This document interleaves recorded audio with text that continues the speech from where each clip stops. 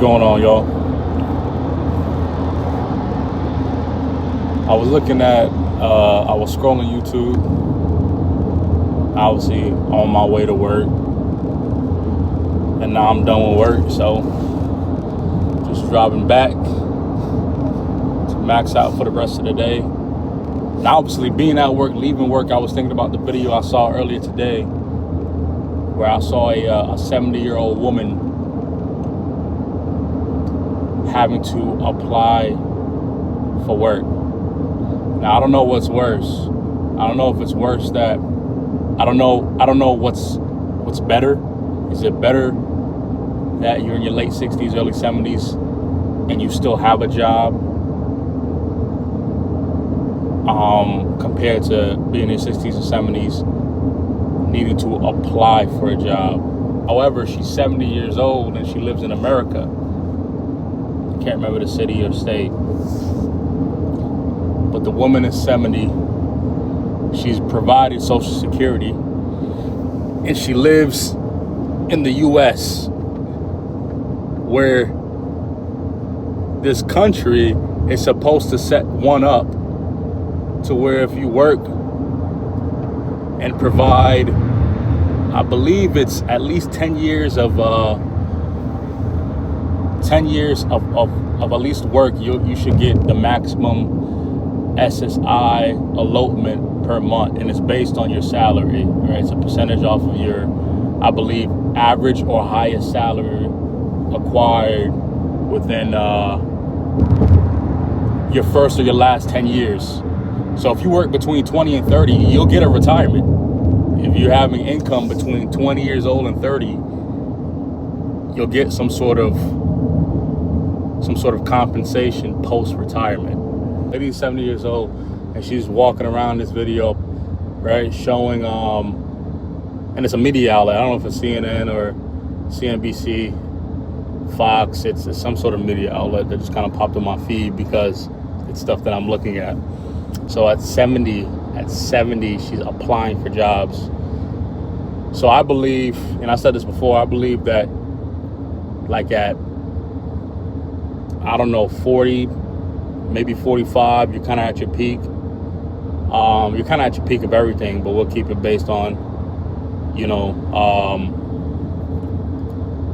being stable in the workforce, being able to achieve your maximum or stable, I guess, sort of income,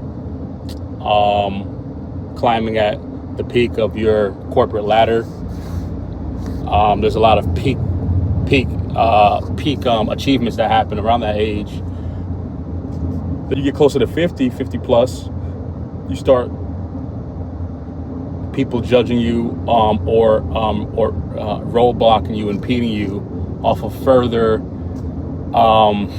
advancement in work, or if you were prior laid off, the ability to work due to what's called ageism, and that's also a factor too. So you have all these factors limiting your ability to acquire income, consistent income, whether it's weekly or bi-weekly. So a woman in her 70s, at 70, is 15 years removed from where ageism starts to kind of age creep. How is she gonna get a job? It's only a 2-minute video, but it's like I'm seeing countless examples, countless things, man, where people are not being set up to retire for some reason. We know the reasons, but it's like it's just in plain sight to where this economy forces people to be slaves to a dollar. Meaning at the point, it's not even at the point where it's not like people are trying to get ahead, people are trying to retire early. People are looking at age 60, 62, and that's not even the milestone. That's not the trigger to say, to ride out in the sun. Like, you can't say after working 40 to 50 years. A lot of people have been working early teens, like myself, You can't say after now, I've been working for 4 decades, I'm good. It's impossible for most people. It's impossible for people I know. And it's impossible for the population, the mass population, the majority population of Americans who obviously has been working for a substantial amount of time. Like, it's insane that this is what it's come to. Being 70, having to apply to a job. If you're working, you shouldn't even have to apply to multiple jobs. A company should be catering to you because you're investing your time, your mind, your welfare. Sometimes people invest money into jobs that they work on, depending on the, if you're a contractor, 1099, subcontractor, right? Like, there's a lot of investment somewhere. You're investing your body, your spirit, your emotions into work. A job should never lay you off. If you ask for a promotion or a raise, a job should always give you that, but that's never the case, obviously. So it forces people who feel undervalued, right, at a lower age, before they reach their peak kind of age in the workforce economy, to look for better opportunities elsewhere, even if they are employed. And now we've gotten to the point where people are looking to retire. They have to apply for retirement, I think a year before retiring. I don't know exactly how it all works, to get and tap into their SSI. And they do it for a year or two and it doesn't work. They do it for 5 or 10 years and it doesn't work. I've met people, project managers, construction managers, directors, VPs, who've tried to, and obviously everybody, who's more on the, on the design side, who's more like specialists, supervisors, like lower managers, everybody, again, from the guys or gals who,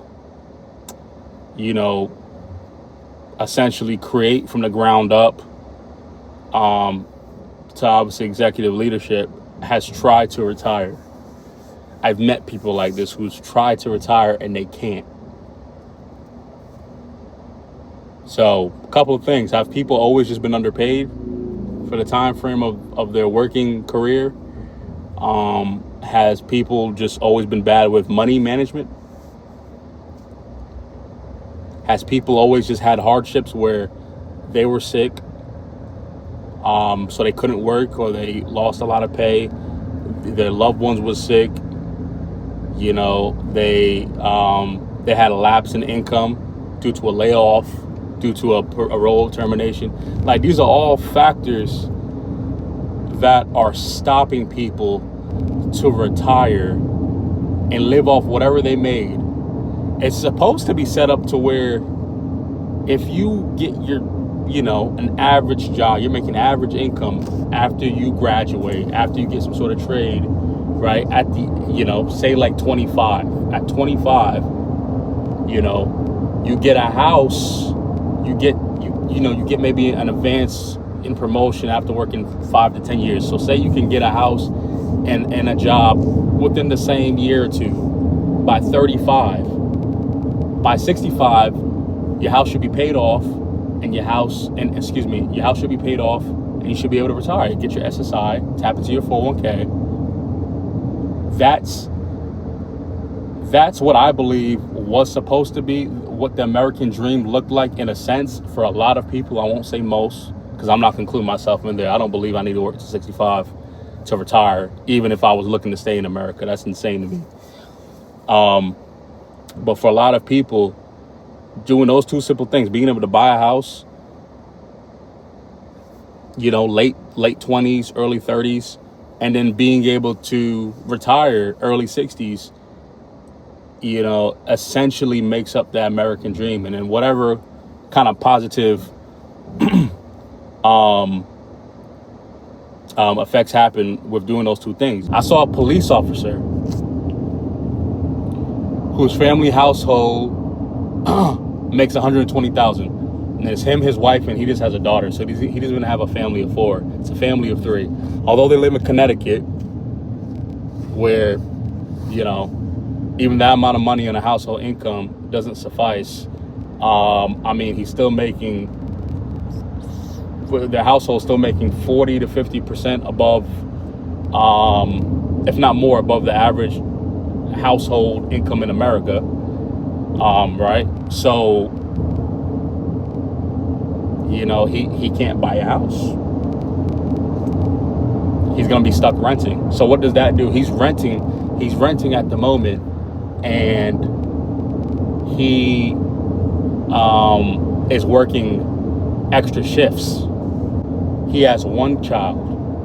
Their household income is over $100,000. Although they live in Connecticut, it's still way over the average, the national average household income. And he's a police officer, right? I mean, you know, that's a government job. If it don't get more government than working for the police, man, you know. And he has to work extra shifts to attempt.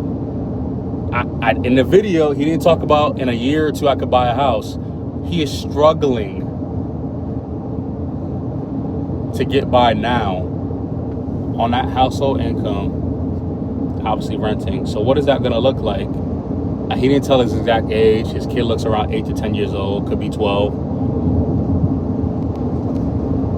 I tell my wife all this time, I don't have any exact facts. I haven't looked in this too deep, but I feel like there's certain milestones, unfortunately, to live in America and sustain yourself and to become average again.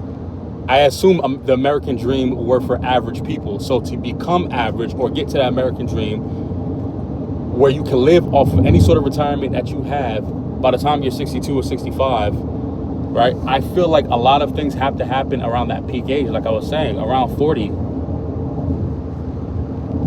If a lot of milestones aren't checked by 40, for some people it's earlier because they have more kids. There's more liability because they make less money.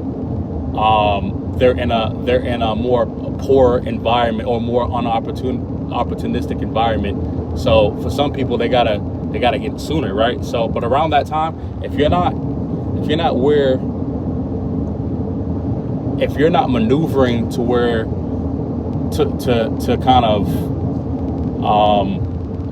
be resilient from society, this economy where tariffs is happening, where inflation is more consistent than being on a job, you know, like where everything is steadily increasing in expense while income is steadily remaining, you're not going to be able to retire. You're going to find yourself not being able to buy a house even though you make low 6 figures, not being able to retire even though you've been working for 30 or 40 years. That's crazy. We're indentured slaves, man. Like we work, and again, it's not to a point. It's not to it's not a means to an end, which should be retirement. I was also telling my wife, it's like rich has been now redefined, or being well off, and which is not the case because there's a false sense of luxury, like I talked about before. But rich is like if a household, a couple, and or a single person, put them all in the same category, can make over $200,000. Compared to other people, you will look more affluent. You will seem more affluent. Why? Because the national average income is $68,000 or $70,000 a year, and the household encompasses 1 to 2 children. So that's a household of 3 to 4 people living off of $70,000, which is interesting. And I'm going back and forth a little bit. This is how my mind is working, but which is interesting because in a lot of states, the house, the poverty-stricken or the what do you call it? The border between poor and not poor is I believe a family of four has to make about $40,000. So it's crazy. The national average of the U.S. I mean, really look at this. If poor is considered around 40K or lower for a family of four, and the national average in America is around 68 to 72,000 for that same amount of people, right? For a family of four, that's a difference of only 30K.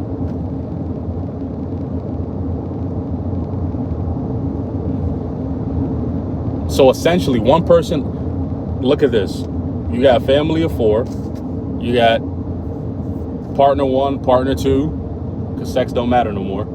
Partner one, partner two, each is making 35K, which is $17 an hour, which has to make up that number of 68 to 72,000, right?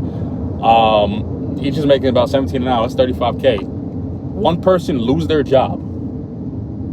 That next month, they have no income. They are now considered poor. That's how close we are to that, bracket, man. The national average is a job away from becoming poor. Excuse me, is a layoff away. They're a couple of checks away from being poor.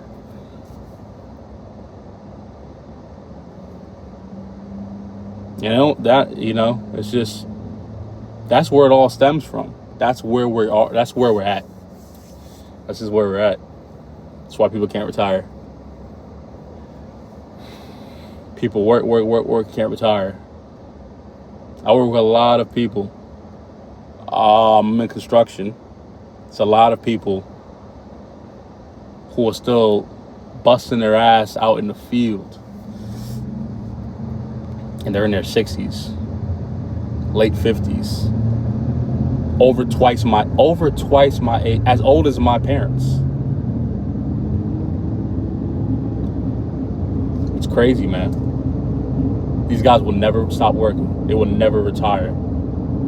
There's a lot of people that just will not retire. Whether they want to or not, it's not possible. If you're living here, it's not possible. Even if they don't want to live here, a lot of people don't even have the means to try to set up shop in one of the other 190 countries because we're so poor here. This is the D1 of the world, right? It's one of the power fives of the world. So it's like, if you can't make it here, how you gonna make it somewhere else? Right?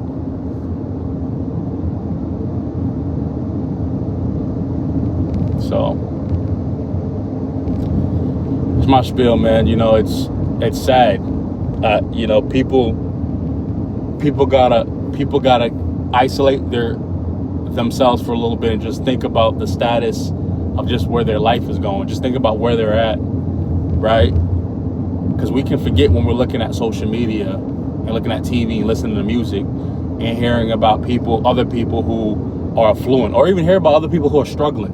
Like, we can get lost in worrying about seeing what other people are doing, and we forget how we need to maneuver. I'm gonna employ y'all to maneuver, man. Maneuver, man. It's crazy because 10, 20, 30 years, man, it's crazy how 10 years went by, man. I remember doing certain things at 10 years old, at 8 years old. It's crazy how much time went by. And that same amount of time will go by again. And you figure, and now you're, 5, 2, a year, 6 months away from that retirement age, and you're in the same position you was 5, 10, 20, 30, 40 years ago, 40 years prior. So it's sad, man. We just got desensitized by this is how it is. At least I can work, or at least this, at least that. And that's how we're looking at it. We're looking at the glass half full.